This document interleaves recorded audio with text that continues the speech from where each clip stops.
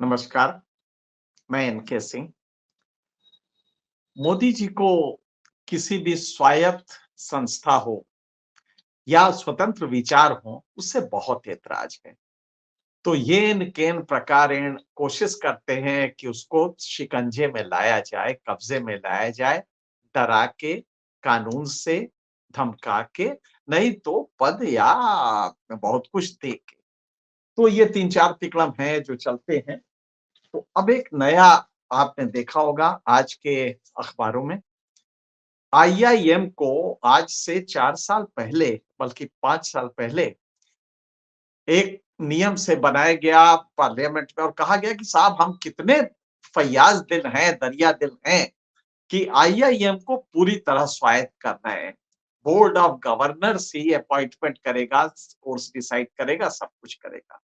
नहीं साहब, 5 साल में मोदी जी झेल नहीं पाए इसको, मोदी जी की सरकार नहीं झेल पाई और एक नया कानून लाया गया जिसमें बोर्ड ऑफ गवर्नर्स को जब चाहे, और आईआईएम जानते कितनी बड़ी संस्थाएं हैं देश की मैनेजमेंट की, उसमें आईआईएम अहमदाबाद है जो सबसे टॉप पे है, बेंगलोर है और लगभग देश के तमाम भागों में है। तो कल राष्ट्रपति ने वो दस्तखत कर दिया और अब वो कानून बन गया, नोटिफिकेशन भी जारी हो गया कि आईआईएम के बोर्ड ऑफ गवर्नर्स को कभी भी चाहे सरकार भंग कर सकती है। अब वो बेचारे केचुआ बन के रेंगेंगे, यही मोदी जी चाहते थे। अब इधर सोशल मीडिया में आप देख रहे हैं कि आप लोग बहुत तेजी से रिएक्ट कर रहे हैं, देख रहे हैं, मोदी जी को इससे डर लग रहा है, बहुत ऐतराज है। तो सोशल मीडिया, ये प्लेटफ़ॉर्म्स जो हैं, ओटीटी हैं, बहुत सारी ऐसी जो चीज़ें हैं जो इंडिपेंडेंट है, इससे उनको बहुत दिक्कत है। तो डीटीएच, आईपीटीवी, ओटीटी और ये सब छोड़िए, इसके अलावा जितनी भी ऐसी हैं जैसे अजीत अंजुम जी कोशिश कर रहे हैं, हम भी थोड़ा बहुत इसमें कर रहे हैं, रवीश कर रहे हैं, अभिसार कर रहे हैं।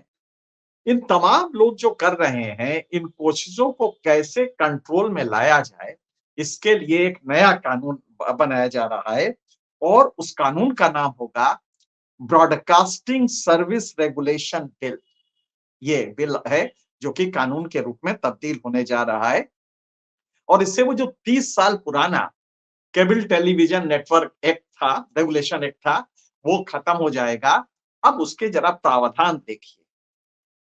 Any person who broadcasts news or current affairs program through an online paper, news portal, website, social media intermediary, or other similar medium,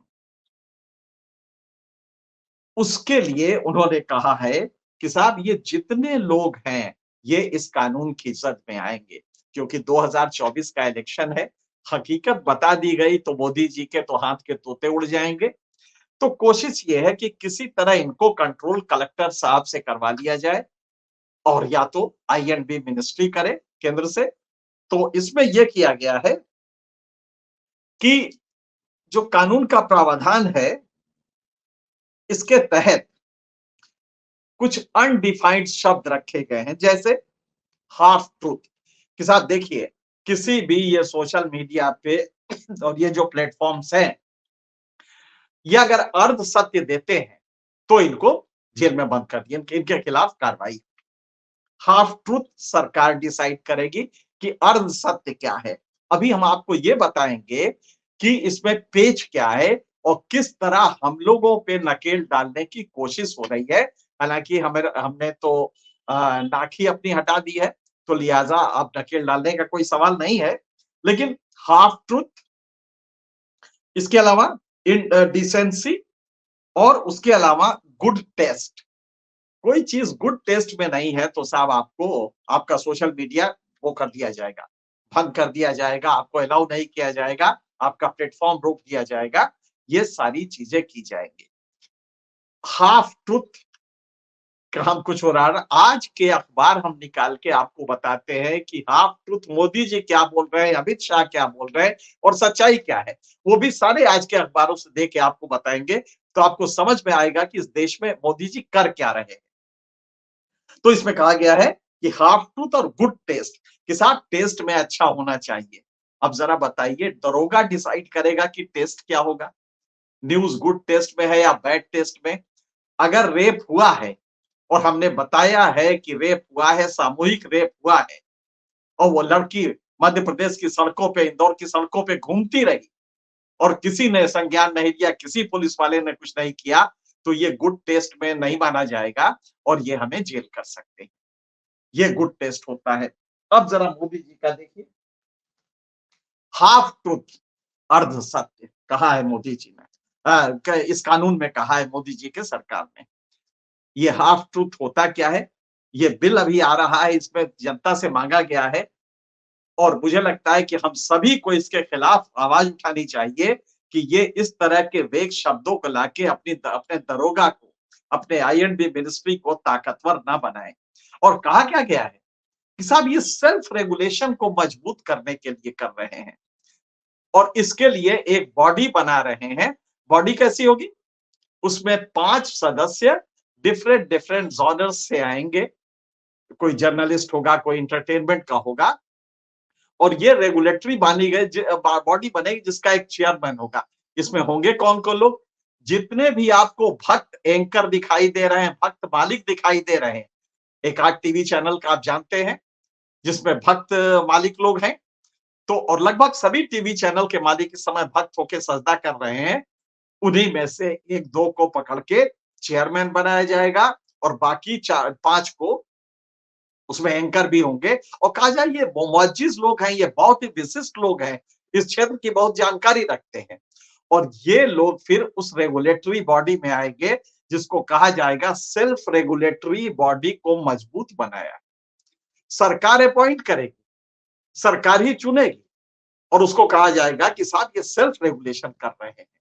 और इंडस्ट्री के जो भक्त हैं मोदी जी के, जिन्होंने कसीदे काढ़े हैं अपने प्रोग्राम्स में, आज हम आपको वो भी दिखाएंगे कि किस तरह एक भक्त अखबार सत्य को कैसे अर्ध सत्य बताता है, जो हाफ ट्रूथ है वो दे रहा है, और वहीं पे एक दूसरा अखबार पूरा सच दे रहा है, तो पूरा सच जो दे रहा है उसको गिरफ्तार कर लिया जाएगा। तो अभी हम आपको ये भी उदाहरण दिखाते हैं, आज ही के अखबार से दिखाएंगे। तो एक सेल्फ रेगुलेटरी बॉडी बनेगी जो सरकार की अपॉइंटी होगी, वो सारे लोग सरकार के लोग होंगे, और सरकार के जो चमचे होते हैं उनको इसमें लाया जाएगा और कहा जाएगा अब साहब सेल्फ रेगुलेटरी बॉडी स्ट्रेंथन हो गई, मजबूत हो गई है, अब कोई दिक्कत नहीं, ताकि 24 के चुनाव में कोई आवाज ना उठा सके। एक उदाहरण दीजिए आज का, एक अखबार भास्कर का ये देखिए सत्य, देश में महंगाई दर 4 माह में सबसे कम, लेकिन खाद्यान्न के दाम बढ़े। ये पूर्ण सच है, ये पूरा दिया है कि महंगाई कम हुई है लेकिन खाद्यान्न के दाम बढ़े हैं। खाद्यान्न के, तेल के, तिलहन के, दलहन के, इन सब के बढ़े हैं, अनाज के बढ़े हैं, ये पूरा सत्य है। लेकिन ये नहीं, अब आप एक दूसरा अखबार देखिए, अर्ध सत्य ये होता है 4 माह के निचले स्तर पर खुदरा महंगाई, सिर्फ इतना बता के छोड़ दिया है, जबकि नीचे लिखा है अक्टूबर में अनाज, दाल, मसाले जैसी वस्तुओं की कीमत में दहाई अंकों में बढ़ोतरी हुई है। एक महीने में 10, 11, 12% का इजाफा हुआ है। एक गरीब आदमी दाल नहीं खा पाएगा, लेकिन ये इसमें नहीं दिया हुआ है। तो अर्ध सत्य कौन सा हुआ? ये दो देखिए, आपने देख लिया ये दोनों। अब अगर कोई आदमी सिर्फ इतना देता है कि साहब अनाज के दाम बढ़े हैं, गरीबों पे संकट है, तो उसको दरोगा जी गिरफ्तार कर लेंगे कि नहीं साहब खुदरा महंगाई तो नीचे आई है, ये कह के दरोगा हमें गिरफ्तार कर लेगा, या हमारा चैनल रोक दिया जाएगा, या हमारा सोशल मीडिया प्लेटफॉर्म रोक दिया जाएगा, सिर्फ ये कह के कि साहब आपने हाफ ट्रूथ दिखाया है। जरा सोचिए हाफ ट्रूथ क्या होता है। अब एक उदाहरण और दीजिए, आज हमारे देश के प्रधानमंत्री कोई छोटा मोटा आदमी नहीं, देश के प्रधानमंत्री ने देश के सबसे बड़े अखबार में, टाइम्स ऑफ इंडिया में एक खबर है जिसके तहत वो कह रहे हैं कि, और ये दैनिक भास्कर में भी है, इसमें उन्होंने पेज नंबर 6 पे अगर आप देखें, ये खबर है, आप देख रहे होंगे, कांग्रेसी बताएं 508 करोड़ रुपए के घोटाले में दिल्ली दरबार कितना हिसाब पहुंचा मोदी। ये आपने देखा, ये लिखा है कि कांग्रेसी बताएं 508 करोड़ के घोटाले में, अभी घोटाले का कोई प्रूफ नहीं है, लेकिन मोदी जी देश का प्रधानमंत्री मंच से कह रहे हैं कि इसमें से कितना कांग्रेस हेड ऑफिस पहुंचा है, कांग्रेस मुख्यालय पहुंचा है, ये बताएं। क्या ये अर्ध सत्य नहीं है? और वो भी देश के प्रधानमंत्री की जानिब से। 508 करोड़ के घोटाले का कोई प्रूफ अभी नहीं है, कहीं कुछ नहीं सूत, और उसमें भी उन्होंने भक्ति वाला, जो कि इलेक्शन कोड ऑफ कंडक्ट, आपने याद होगा 2 दिन पहले कहा था कि साहब ये लोग महादेव को भी नहीं छोड़ते, किसी महादेव ऐप का जिक्र है, तो मोदी जी ने कर्नाटक की तरह यहां भी कह दिया ये तो भगवान को भी नहीं छोड़ते, तो वहां पे उन्होंने कम्युनल बात की, भगवान का नाम दिया, ये मॉडल कोड ऑफ कंडक्ट का वायलेशन है। उसके अलावा अनप्रूवन, जो प्रूव नहीं हुआ है, वो एक बात लेके वो बता रहे कांग्रेस कहां, कांग्रेस के हेडक्वार्टर कितना पहुंचा है। क्या ये हाफ ट्रूथ नहीं है? क्या इसमें मोदी जी को वो नहीं कर, इम्प्लीकेट नहीं किया जाना चाहिए?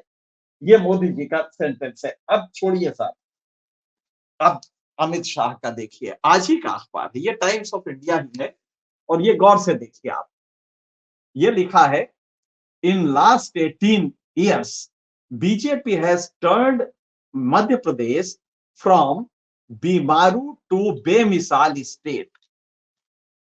अमित शाह कह रहे हैं कि साहब ये 18 साल में बीजेपी ने अपने शासन काल में बीमारू से बेमिसाल स्टेट बना दिया। कितनी बड़ी बात है साहब, जनता को गुमराह करने वाली। लेकिन ये तो ट्रुथ भी नहीं है, ये तो शुद्ध झूठ है। शुद्ध झूठ का ये पर्दाफाश आज ही के अखबार हिंदू में जरा देखिए आप, ये जरा पढ़ें आप, ये हिंदू में लिखा है, मध्य प्रदेश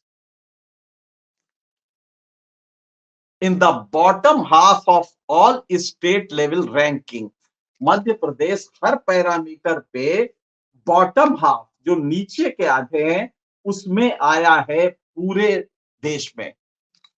अमित शाह देश का गृह मंत्री कहते हैं कि साहब ये बीमारू से बेमिसाल स्टेट हो गया है, और हकीकत क्या है कि हर पैरामीटर पे ये बुरी हालत में है। उदाहरण के लिए आपको हम कुछ पैरामीटर्स बताते हैं, मध्य प्रदेश किस बुरी हालत में है। एक चीज होती है स्टंटिंग, स्टंटिंग मतलब बच्चे कुपोषण की वजह से नाटे होते हैं, ये 35.7% है, और मध्य प्रदेश का रैंक 30 राज्योों में, 30 राज्यों का लिया गया है, जो सरकार के आंकड़े हैं, ये हमारे नहीं है, ये मोदी जी के सरकार के आंकड़े हैं, मोदी जी के सरकार सदारत में हुआ है। 30 में 25वें रैंक पे है मध्य प्रदेश, और अमित शाह कहते हैं बीमारू से बेमिसाल स्टेट बन गया। केरल, पंजाब और तमिलनाडु ये सबसे अच्छे हैं, इनमें बहुत कम है कुपोषण, स्टंटिंग, नाटापन, और ये तीनों गैर भाजपा शासित राज्य हैं। सत्य क्या है मोदी जी? सत्य तो ये है कि आपकी सरकारें काम नहीं कर रही हैं, विपक्ष की सरकारें बेहतर काम कर रही है, लेकिन हमने बताया तो आप हमें अपने दरोगा से बंद करवा देंगे। अगला देखिए, बालिका शिक्षा में 67.5% था, 5 साल पहले 64% हुआ, मतलब कहीं खास नहीं बढ़ा है। आईएमआर में इन्फेंट मोर्टेलिटी रेट, इसे कहते हैं बाल मृत्यु दर, बाल मृत्यु दर में 28 राज्यों में 27वें पे है मध्य प्रदेश। गौर कीजिएगा, 28 राज्यों का लिया गया है आंकलन, सरकार ने किया है, उसमें से जो राज्य हैं, वो जो केंद्र शासित नहीं लिए गए हैं, सिर्फ राज्य लिए गए हैं जो 28 हैं, तो 28 में से सबसे नीचे से एक खाने ऊपर है 18 साल के शासन में। लेकिन देश का गृह मंत्री मंच से क्या कह रहा है? बेमिसाल मध्य प्रदेश पहले बीमारू होता था दूसरे शासनकाल में, 18 साल में बीजेपी के शासन बेमिसाल हो गया। झूठ कौन बोल रहा है? झूठा कौन है? ये आईएमआर की स्थिति है। Under nourish under weight children, जो कुपोषण की वजह से वजन जिनका कम होता है, वो बच्चे, उसमें मध्य प्रदेश 28वें में 26वें रैंक पे है। जरा गौर कीजिएगा, नीचे से सिर्फ 2 खाने बढ़ा है, लेकिन अमित शाह के हिसाब से वो बेमिसाल है। भारत में शायद बेमिसाल की मोदी और अमित शाह ने परिभाषा बदल दी है। ह्यूमन डेवलपमेंट इंडेक्स जो इन सब का निचोड़ होता है, उसमें 1990 में जब ये शुरू हुआ था कि एसडीआई बनना, तो उस समय ये 30 राज्यों में 26वां रैंक पे था। और आप जानते हैं 2021 में कहां है? कितने साल हुए? 31 साल बाद भी इन 30 राज्यों में से 26वें नंबर से 27वें नंबर पर खिसक गया है और नीचे चला गया है।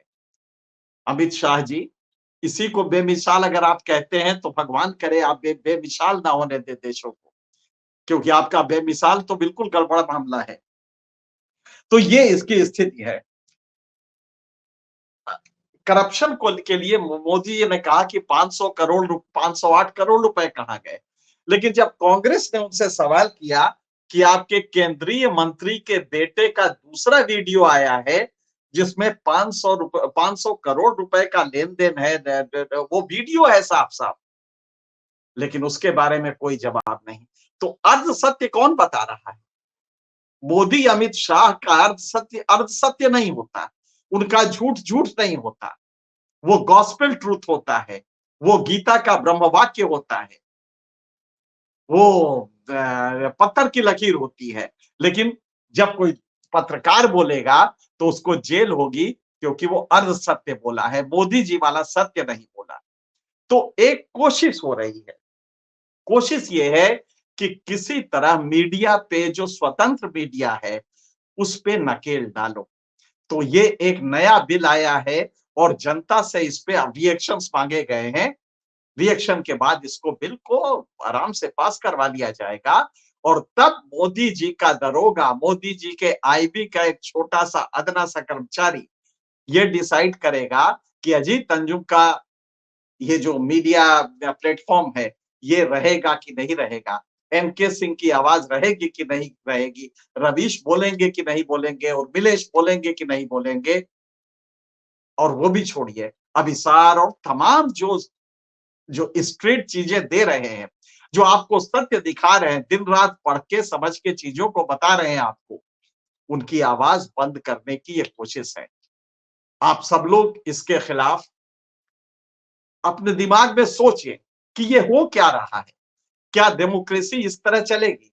और अगर समझ में आए तो इसको अन्य लोगों को भी बताइए कि मोदी सरकार का अर्ध सत्य करके एक नया चाबुक आया है, जो आप लोगों को सही खबर देने वालों पे मारा जाएगा। किसी और मुद्दे पे फिर आपसे मिलेंगे। फिलहाल इतना ही। बहुत बहुत धन्यवाद।